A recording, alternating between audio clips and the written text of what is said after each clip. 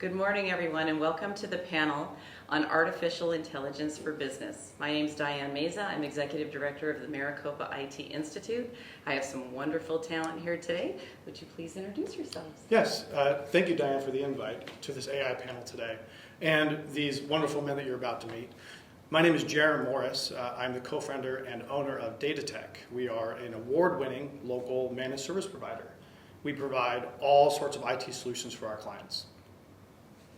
Yeah, good morning and thank you for the invite and hosting this. I am Srinivas Sandiri, Enterprise and Security Architect.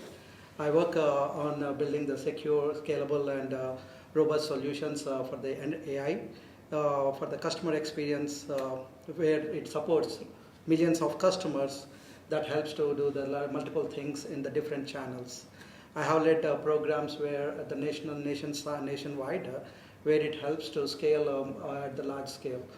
So today I am excited to join both of you and everyone to share my knowledge and about what is good and what is bad. Good morning, my name is Kevin Frost. I'm the owner and founder of Standing 360 Virtual Tours, where I create virtual tours along with helping small businesses solve all sorts of technology problems and digital marketing in general. So thank you guys again for letting me be a part of this panel, and AI is definitely a big common factor coming up more and more and more over the last 5 years. So this is definitely an exciting place to be. Thank you. Well, welcome all of you, and thank you for being here. We appreciate your time. We know you're very busy. Let's start with you, Kevin. We're going to start with a bit of level setting. AI is a vast topic. Let me ask each of you to share your experience with AI and what you do. Yeah, so AI originally for me started out as like a really cool thing to just kind of play around with. Even as early to 2019 when things were just kind of really getting off the ground, trying to play around with what would even really work. It wasn't until I started pouring it into not just business but personal life as well that AI became more and more of a resource that kept coming up again to be just something to not just fall back onto, but as a supporting case. So utilizing AI not just for text-to-text, but text-to-image generation, text-to-video generation, or in general, playing around with AI to see helping me with SEO, for example. So that's just one of the things that I've usually used AI, not just ChatGPT, but some of the other tools that are out there as well. Yeah. Srini? Yeah, thank you. So from my opinion, AI is using for the day-to-day. It's not like a big thing. You start with the simple things like how you can make it your regular day-to-day life easier. For example, when any emails or virtual chats are coming up, how the AI assists us, like pulling the data and policies from the back end and providing the answers, precise answers accurately. And also filling up the frequently asked questions easily, and also for the post call, summarizing the call and updating the notes so that agents don't have to do that manually, and it saves a lot of the time. This increases the wait time and increases the trust to the customers. These are the very practical solutions which in today's world where we can implement AI, and that's what we are doing. Wonderful. So we spend a lot of our time with our clients training them and trying to educate them on what AI does or can do and how AI works. In fact, later today I have about a 30-minute lunch and learn that I'm doing with about 25 people, and I'm doing a workshop on how to use AI as a thought partner. There are lots of tools that you can use with AI. However, one of the best tools we've seen is learning how to interact with it and use it to work through your problems. Fantastic, thank you. So proponents of AI make a lot of promises about what AI can do.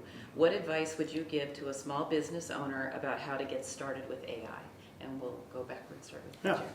So that question, I believe, is at the heart of a larger issue here. A lot of small and medium-sized businesses, especially, that don't have the capital or even the personnel to really implement AI properly, they think that they're going to bring AI on and it's going to fix all their problems, right? And the reality is that AI will enhance whatever you give it. And if you have a broken process, then AI is just going to give you more broken. So we first try to help them work through their processes internally, clean them up, and then bring on AI afterwards. So that's our take. We're not a push technology just for technology's sake kind of company. We think that there's a balance to be had there. So you're saying the foundation has to be there, or AI is not going to come in and fix? Exactly. Interesting. Thank you. Yeah, I agree with you. So my approach is straightforward. Set the guardrails for the data and privacy, and align the people and the process, and then only apply the AI where it truly gives the value. Just don't try to do all the different things at the same time. Try to identify a best case or use case where it is low risk and high value, and which use that use case and implement that. So go in an incremental way, not like in the multiple things at the same time. So that way try to install, for example, take one small use case like a call summarization, for example. So how it works, and if for the pilot, if it's working, scale it up, and then use the another pilot use case, but don't jump on multiple things. So keeping these guardrails and those things and limited use case, aligning with the long-term business goal is important. So one focus at a time. Yeah. Kevin? Absolutely. So piggybacking off of what Srini and Jerem was kind of talking about, you got to have some strong processes really in place towards the beginning, and then ultimately starting small. You can't just say, "Hey, AI, I'm going to start my whole business, and this is what my business is," or tell me what my business should be. You really got to come in with some foundations first. But what I usually encourage people to do is just start really small. What's an actual pain point that you, the business owner, or just someone in a business, or even sometimes personal life that you're actually having, and then seeing where AI can kind of help. So if your processes aren't in place, kind of putting them in AI, hey, this is the process that I'm wanting to build out, help me start from scratch. What's step one? And so sometimes AI can give you, a 10 to 20 step process, but then the key is really starting, okay, let's focus on step one. Where do I start? What does that look like? Instead of saying, hey, build out this whole process, start with like the first 10 seconds of that process, that first little chunk, and then really have it build upon that. So you have that good foundation, that good baseline to kind of keep getting better from there. Yeah. Thanks for those concrete examples. Very nice. So let's talk about AI and cybersecurity. That scares people. That could be a scary topic. What should businesses keep in mind about maintaining their cybersecurity using AI? And we'll start with you, Kevin. Well, I probably have the least amount of experience compared to these guys on the AI cybersecurity side, but in reality, I always say never think that you're too small to be a victim to cybersecurity threats or just in general getting hacked. The risks are out there, and while AI is really great, which it's kind of a double-edged sword, because not only are you the businesses or you the person now able to use this really powerful tool, but so are bad actors. And so it is now even more than ever important to make sure that you're keeping your systems and your stuff updated and squared away. Yeah, I agree with you, Kevin. I want to add, so here the two things. AI for security and securing AI. So when coming to the AI for security, there are like a lot of tools, like there are how we determine the different people logging from different ranges, and we can restrict the login restrictions and identify the anomalies if someone is logging into your system in odd times and trying to export the customer data. Insider threats, trying to export the lot of data and selling that outside. So you can use AI to identify these patterns and alert the owners and immediately block the users so that you can keep your data secure. And when coming to the securing the AI in the companies, you have to make a rule that what data needs to be pasted in the prompts. Don't try to insert the PII information or any company relevant information in the prompting, so that there should be tools and always try to give the least privilege and maintain the zero trust. Always try to regularly do the authentication and authorization processes, so that you always give the least only the people who need to see the data, and that specific data needs to be visible. It should not be like where all the data is visible to everyone. So that is very important to make AI successful. We are seeing like a deep fake and some of the security breaches recently, not having the proper security guardrails and simply opening up these to everyone is AI. The 95% of the AI cases failing is because of these things, not putting the security guardrails and things in a proper way. So that sounds like step number one, I think, Yeah. for people to understand. Thank you. Yes, Jerem. Those are some really good points. Yeah. To build off of that, there was a recent research study that was released by the Sloan Institute over at well, the acronym is MIT, that everybody would know here. And they looked at ransomware attacks from the last year, and they found that 80% of them, they used AI to drive those ransomware attacks. So we actually deploy AI tools to protect them against AI attacks. It's that world that we live in now. As was mentioned, the bad actors and the good actors are using AI. And our tool is similar to what was referenced before, where so the computer may have its own protections in place, such as an antivirus. However, we deploy an additional tool that actually monitors the behavior on that computer, the behavior of the user and of the software. And that allows us to isolate that computer if there's ever a problem. That way the ransomware doesn't actually wreak havoc on the whole system. So that's just one layer. Cybersecurity really is layer upon layer upon layer, taking that zero trust approach. Fantastic. Thank you. Everyone talks about AI models. What are AI models, and what does that mean? So we'll go backwards. Yeah. So personally, I've been self-hosting AI for a while now. It's been a few years, and very, very simple terminology. And I'm sure you guys can elaborate on top of this. A specific AI model, all it is a set of data that's been trained for a specific reason. So a model may be set up for reading PDFs, or maybe set up just for CPAs.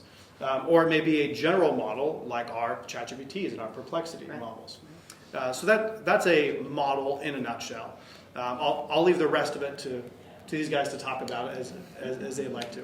Yeah, definitely. So a model is, as Jeremy said, it's trained on a lot of examples, real world examples, so it can predict what happens next and how to address that situation in advance. For example, when we are purchasing something like any refrigerator, or you have anything, so it can predict based on the usage and the pattern. And even in the industrial companies, the big machines, you can predict the patterns and see how we can do the regular maintenance in advance so that it doesn't broke. So that way you can do the prediction and do that. At the same time, you can use that for the summarizing the long emails and write in the short. So that saves a lot of time. So there are different types of models coming. So not only just simple models, some models where you can use in-house privately. So it is more secure. And some models are simple. And as we are moving forward, some of the tools, they are coming up with these AI capabilities inbuilt.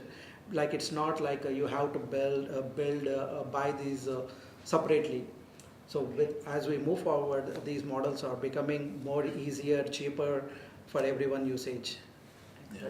So an AI model, to me at least, this is the way that I view it, because there's definitely some technical terms that once you start getting into this, from large language model to, there's just a ton of stuff to it. So the way that I kind of envision it is you're basically like a model, artificial intelligence, you're kind of creating a fake brain.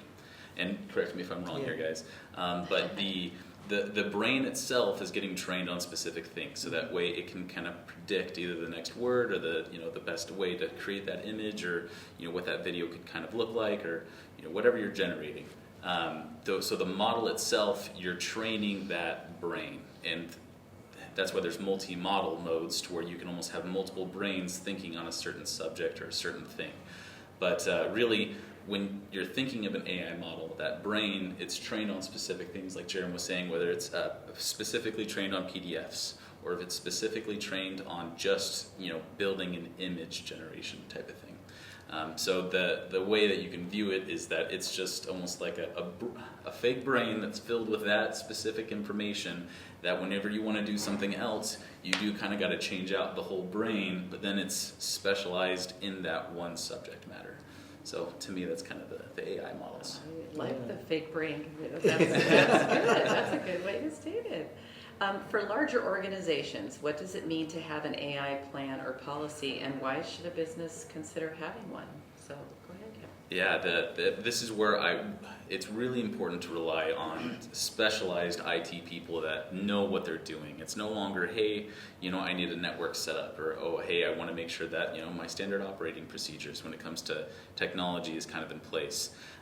Having a good IT professional will really help give the business strategic direction, is the easiest way to kind of explain it. So that way, if you're a large organization, you go, okay, how do I start with AI? Where does it really begin? One, it's security. And then two, what's the path? What's that next step? What does that direction kind of look like? And usually that does change depending on the business and business type. But yeah, I'll go ahead and let you guys. I agree with you, Kevin. So in my opinion, it's an agreement between business and the vendor to say like why you are using AI, where you are using AI, are you keeping AI safe? So identify these and write down the agreement, in the agreement saying that these are the things I am going to follow. Like first one, what business use case you are using, whether define the KPIs, whether you are having the ROI on what you are doing, and then bring different teams into the same line. So don't work in silos, because if you are working in silos, the end result is definitely not going to be like successful. And implement the guardrails, set the proper privacy rules for the data, and a least privilege. These all things need to be on the plan, and how you are executing in an incremental way. As we discussed before, identify the use case and align with the business process and the business goals in the long-term roadmap, and then agree with everyone and implement it. And make sure in all this process, what I am saying is we have to keep the customer experience in mind. So when we are building a lot of technology, if customer is not getting the value, and if customer data is not secure, even if you build the best, it's not going to give you the best returns. So keep every touch point, every touch point of the customer in mind, and where you have to use AI, where you can reduce the timelines, how you can improve the speedness, and precisely answering those. Those are all the things to list out and accordingly move forward in implementation. Thank you. Touch points, guardrails, focus, those are our takeaways. Yes. Fantastic. Your standard cybersecurity insurance policy will have something at the very bottom called exemptions. And in those exemptions, they're going to state things like, if you're using these types of AI tools, we are not responsible for when you get compromised. We're not responsible for when you have a privacy issue. Okay. And privacy really is one of the biggest reasons why you need your AI policy internally. One, so that you are compliant with your insurance policy. So when there is a problem, they will pay out, because they're in the business of making money. Right. They don't want to pay out anything if they don't have to. Right. And then, of course, on top of that is controlling that internally. So if you have employees that have not been taught this policy that should be in everybody's handbook, then they could be using free AI tools that retain the data, that train on the data, that give the data out to the public, as we've seen many times before. So having your own AI policy in place is vitally important before you start pushing out these tools to your staff. Yeah. And to kind of piggyback off of that too, knowing what your intellectual property is, and then what you want AI to have access to and what you do not want AI to have access to is something you need to kind of square away very early on. Otherwise, you'll get a new employee that goes, "Oh, that's great. Let me just throw all of this data in there. Sure. It's going to spit me out this perfect answer." Got to be careful about what you're willing to give and get. Especially budgets and things like that. I want to add one more point on that. So usually I see like organizations take security in the later point. Once you build everything, review whether what you built is secure or not later. But it's not the case no more. Like you have to bring security left. So right from the foundational level, you have to work with the security teams, make sure it is secure. Great. Well, fantastic. This is our last question. Gosh, I don't want to stop. This has been so informative. And I think here, either we don't have to go in order, so you can just weigh in on this one. Let's talk about the future of AI. So get your crystal balls out here. What do you see the next iteration? Yeah, I can go. Go ahead. Yeah. So in my opinion, the future of AI, it's more than assisting agentic. It is now more agentic. Like you just give the information and what you want to do. It creates everything. Like for example, if we take the flight bookings, it sees the pattern. What flight you usually prefer, whether you go business or economy, and what is your favorite timings, whether what is your usual timings you start from the home. Everything it identifies and books the flight, cab and everything, and so it's like connecting all the dots and giving it ready. At the same time, what I'm seeing in the future is the prices are going way down, and it will be very easy and cheaper AI models because of the competition and all the stuff. And one more thing I want to add here is all the AI models are coming with governance and security in place. It's not like security is taken care from the beginning in the built model itself. Good. Yeah. Jeremy, you want to try? Yeah, sure. So I could definitely speak to some of the sci-fi-ish ideas out there. We currently feel like they are sci-fi, but in my opinion, many of them will not feel that way in about 10 years. So instead of going that route that we could talk for a very long time about, I want to talk about a social effect of AI that we're already starting to see. I believe that authenticity will become more valuable as we use and we rely on AI. So much so to the point that you're going to start to see within these larger companies authenticity coaches teaching their employees how to not lose their authenticity as they're using AI. I mean, it's so hard in business to find somebody that you feel cares about you already. Sure. And with the advent of AI, we're all just going to AI bots. We're all talking to AI people on the phone. Right. We're all getting AI emails. Like, there's a dead internet theory out there. I don't know if you guys have heard this or not. The dead internet theory is that the internet is mostly just bots now. It's not people. And there was a recent study, I'm forgetting what the study was called or who it came from, but I'm sure you can find this online, where they looked at the comment sections in TikTok and Facebook and Twitter, X now, YouTube. And they found that the majority of those comments are all AI now. And so we're already seeing a dead internet happening. So I believe that, there's lots of fun things that will happen, but the authenticity, the human connection that we all need and we all want, especially in business, it will become more and more valuable. So again, kind of piggybacking off your guys' points, there's definitely a lot that's going to be happening here in the future. Like, there's no way that we're going to know what's going to happen, but some predictions I definitely say is that not only are people going to be using it more and more personally, professionally, but then also just forward thinking for themselves, kind of future plans, retirement plans, things that you can do ahead today to kind of build that compounding interest, not just for math and finances, but for other ways as well. Personally, when AI became much more of like a thing that you can, kind of talk to and interact with, it was like, oh, build me the best workout plan, build me this great grocery list. I see things, at least in the future, to where AI is going to be such the norm that people aren't going to think of it as AI for much longer, that it's just going to be the common denominator that's involved in everything. I mean, even Google had been using AI for search for years and years and years. It just wasn't as prevalent. Even our email spam folder, that was usually AI going through the emails first, saying, all right, this is a bad email, let's throw it over there. So AI has already been a big part of our lives for a long time, that I see it becoming more and more integrated in almost all aspects of life moving forward, and getting away from more focused on the models and the technical know-how, but more on the, if you will, the oomph of the AI and how much we can actually utilize it. So much so that I don't think it'll be at the forefront, but more of the bonus of whatever the said thing is that's coming out next. So, this does this, and then AI is just kind of in the background making it happen. Great. So hopefully not too many AI marriages and too many weird sci-fi things going out there. But yes, that's at least what I predict the AI world kind of going towards. Thank you. Wow, this is the AI Dream Team here. Thank you for your time today.